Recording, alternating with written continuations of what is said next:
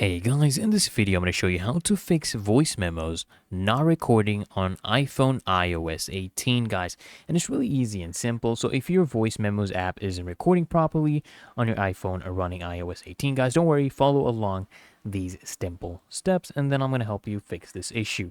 So first things first, what you want to do is you want to ensure that your microphone is not blocked by dust or a case.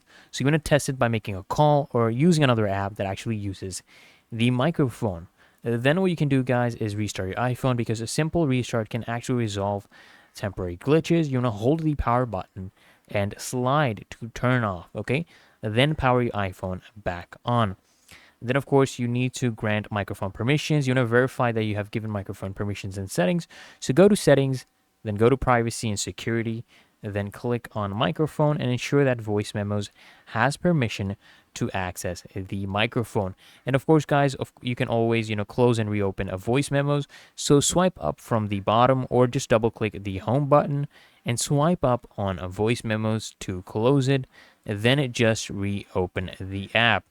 And guys, you can also free up storage space. So if recording won't work, because if your iPhone is out of space, then you cannot record unless you clear the storage space.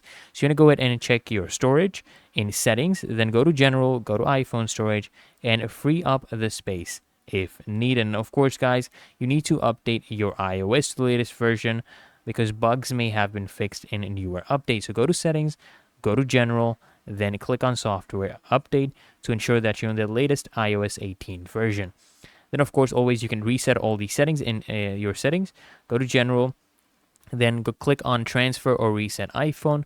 Click on reset and then reset all the settings. This will not delete your data, but basically reset your preferences.